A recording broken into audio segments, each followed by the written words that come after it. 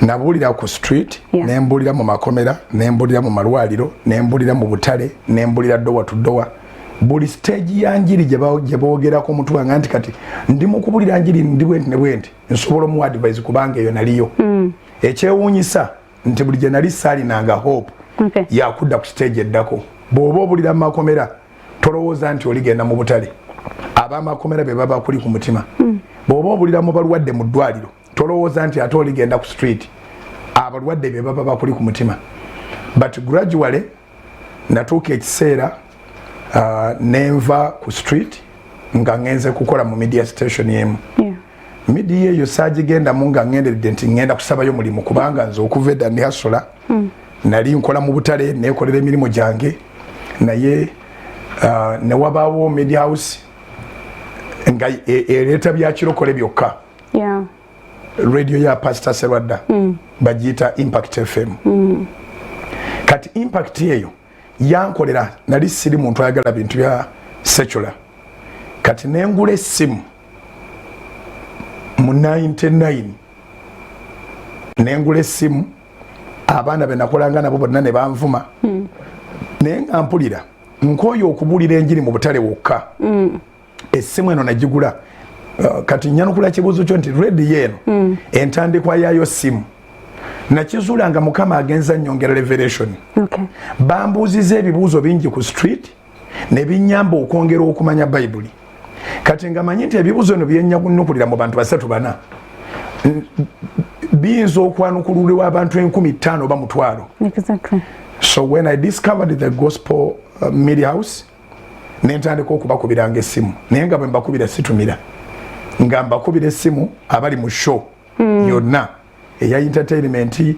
era ze zaaliwo okusinga omusajja gwe bayita Frank Olusimbi yeyita professor www.professor walubikibi yakolanga ku Impact kati ali ku beat kakati yakolanga n'omukyala bamuyitanga Lydia Muyanja nga babeera Lydia Muyanja kati abeera mu America mutuuze wa America muwala w'omwami Muyanja kati yebaka bali bamuzaala Bugerere eyo nga bayina program ngeri mu wakati mu sawa 8 okutuuka ku sawa 10 bagiyitanga mixed grill kati nga nkuba yessimu kubanga we had to make requests okusaba ennyimba kati nga nze bwe nkuba yessimu mu kifo ky'okusaba oluyimba oba ekyokutumira mikwano gyange mbagamba bugambi nti Alozias Bugingo gegange mwebale show Zaburi 17 onyiriri bweruti ne bweruti erugamba bweruti ne bweruti ne bweruti ne bweruti kati bwengo okuba simu nova ku mulamwa nga ntekwaba ku mulamwa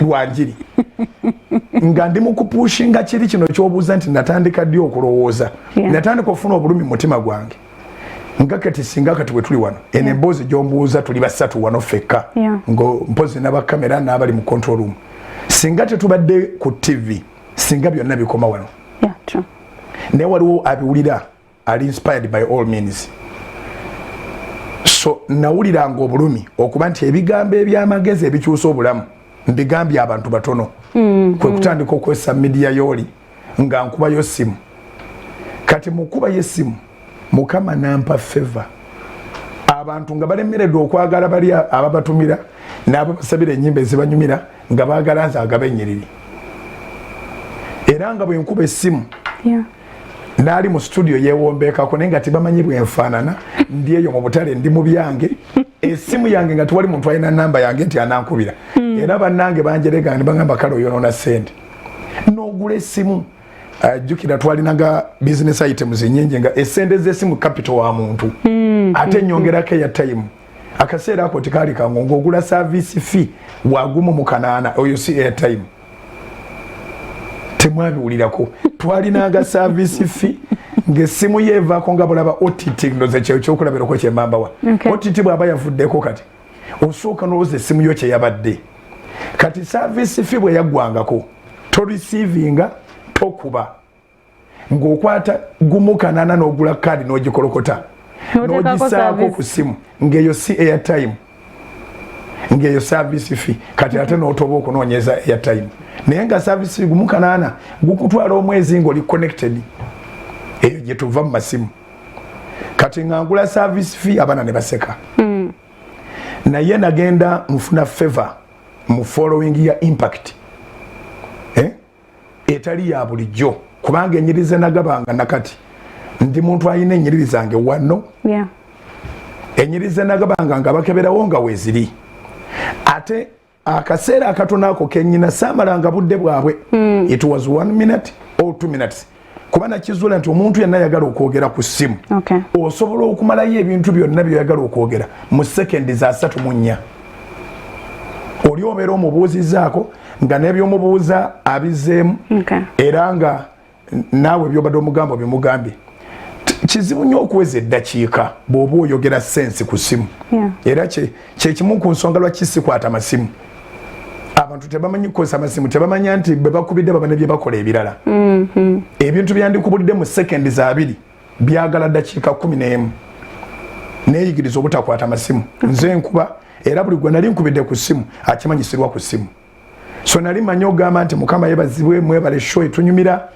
Walusimbi ne Lydia Zaburi eye14 bweti ne bweti mukama asanusa ensozi bweti bwegamba oba Isaaya naye nga eddaki sekendi zezaana zigaba olunyiriri ne zikola illustration entonotono erizinyonyola era ne mubeeramu ne Saala nti akiwulidde Katonda akimuwe nze nenvaako 2000 agenda okutuuka kali kaseera kakulondanga bakulembeze ba media ne CBS yalinanga omusajja nze bamuyitanga Kayafa bambi Haji Weruwere eyo impact naye tuusa okulonda yali politics yennyini abantu tebanonze nga tebandabangako nenfuuka president wa Listeners Club nagenda ofuuka president wa Listeners Club kati olungendo okuva mu butale Katonda ng'akozesezza kasimu era kyobula bansabira essimu z'abantu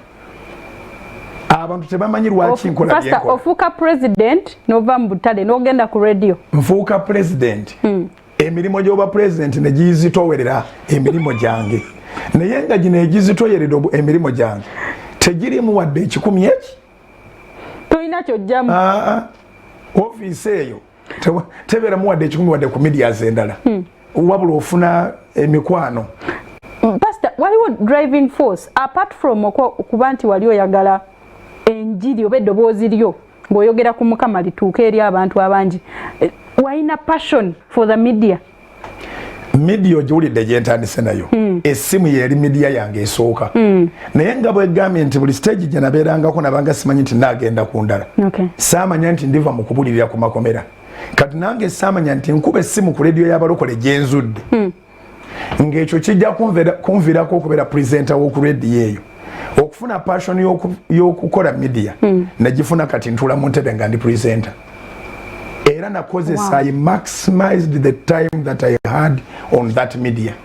Abagoberera ebyafaayo byange bamanyi nga nkola misana na kiro buli awali akadde ne bakkiriza nti kabeere kanjiri ngamba nayingidde wodda era nyina abaana bangi abali mu primary mu kaseera ku kati bakazi bakulu nga baawuliranga nga bazadde baba batuyuniza essaawa 10 ez'ekiro ndi mu studio nga mbasabira essaala paka saa 12. It is at that point where omanyira nti omukutu guno gukole oba guyinza okunkolera ekinene nange ng'omuntu gye bujja maaso. Obviously it was at that point nengamba nti Mukama kankole n'obwesigwa mu media eno. Again I was not on that pay as you may think. Nasooka okufuna omusala gwange mu media gwa $4,000 omwezi. Eje Uganda oba eje America? Wane Uganda ku impact kwennyini. Nenvaako nengenda ku $8,000 nenvaako nengenda ku $12,000 kati mu 2011 lwe ntandika obuweereza naye mu 2010 mu 2010 omwezi gwa 11 n'ogwa 12 ye yali highest pay yange mu media. Omukyala yali finance manager waffe ye mukyala w'omwana w'omwami Stephen Lumu bamuyita Reste Lumu era kiri ku record nti na signing omusala ogusinga obunene mu media $11,000 mu November wa 2010 ne signing omusala ogusinga obunene mu media $15,000 mu December wa 2010 kati January 2011 nasibula Mukama wange ne mugandi Mukama yangamba dogenda mu kibuga okusaba n'abantu bonna abalokole n'abatali.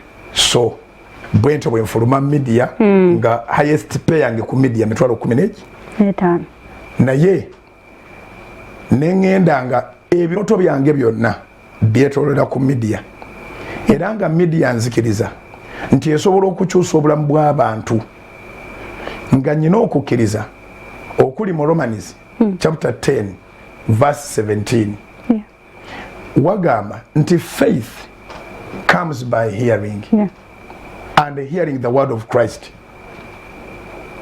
Abalumi 10:17 waga nti okukkiriza kujja lwa kuwulira n'okuwulira ekigambo kya Kristo.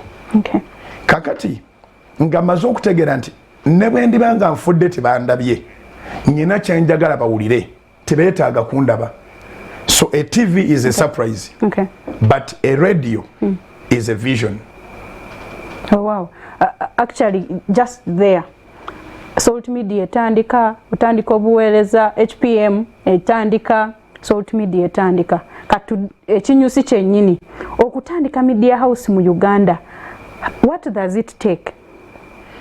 Kusange nti mtu atandise media house what are the challenges? Kwegamba challenges ezibeera waawo okutandika ekintu ne kivaayo nga Salt we yatandika. Ombuuziza bulungi kubanga abantu bagenda kulira bye batawulirangako. True. Now it was a personal research. Abantu baagala nnyo okukola ssente naye waliwo ekisinga ssente. Towulidde nti highest pay yange yali mitwalo 15 gye gyasembayo ndyoka enve mu media gye baali bankozesa ku impact. Naye experience gye najjayo ye yanvirako okukola media.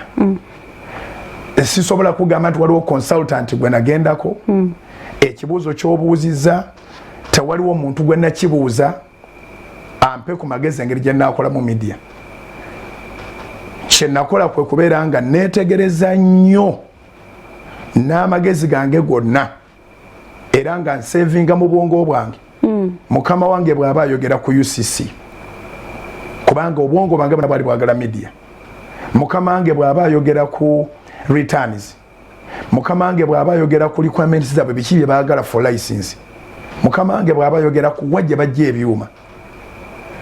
Mukama wange bw'aba ayogera ku console microphone biki nze nayigira muri nafuuka engineer nenfuuka proprietor nenfuuka presenter nafuuka buli kintu nga ntudde muri omusala gwange ogwasinga obunene era ogutasobola kubalika nti ekyo kyankana bwe kiti emyaka 11 gye natuula mu radio y'abalala nayigiramu buyigizi kye ngenda kukola era bwe nasimbula awo saayiga buyigizi kye ngenda kukola naye nayiga n'okuyiga attitude z'abantu.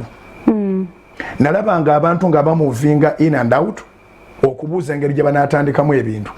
Naye nayiga mu bantu kyegambye nti nzigyemu ebigambo omuntu byatawulirangako.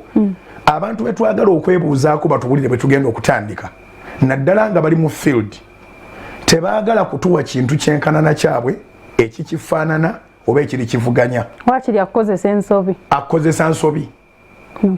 Era buli mulokole yali atandise radio nga yeebuuzizza ku mulokole omulala gye yakola nakati ekyali mu kinnya tevangayo. Ebyuma akulagirira bibi, programming akulagirira mbi, gwosigala ogamba taata ayambye nnyo era singa tabadde yesanditandise naye nga yakimanyi nti kyotandise kikonwa. Simanyi mu secular world bwe babeera. So I learned a lot that when you want to do something, learn, observe. So nekisomesezzaako mu njiri. Nembaga nti in every new place do 3 things. Observe carefully. Learn from your observations. Learn as much as you can. Number 3, what did I say? Observe, learn, decide. Decide after learning, after observing and learning. Then you can make a decision. So ebyo byali obulamu bwange era tewali wasobola kwewaana. Kyobulaba nayita mu ntalo nnyingi okufuna media kubanga nali manuvalingira ku information entono gye nnina nga manyi nti apply, manyi nti si byangu, manyi nti oteekwa okuwritinga business plan. Buli gwe nali nkoze naye nze mubulira ekyokukola. You understand? Yes. Bwe mba nkuyise kubanga ebimu sisobola bikola naye manyi kyenjagala onkolere.